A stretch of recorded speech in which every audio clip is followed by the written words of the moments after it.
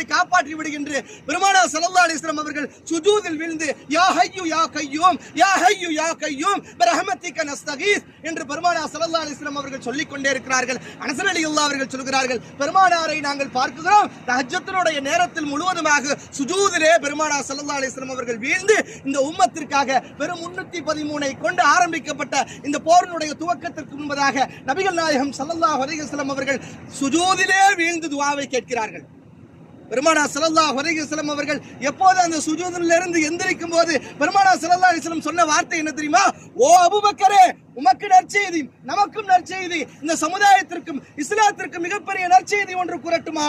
அதோ புழுதி படைந்த நிலையிலே ஜிப்ரீல் அலைஹிஸ்ஸலாத்து வஸலாம் அவர்கள் வருகை தந்து கொண்டிருக்கிறார்கள். மீகாயிலும் வருகை தருகிறார்கள், இஸ்ராயிலும் வருகை தருகிறார்கள்.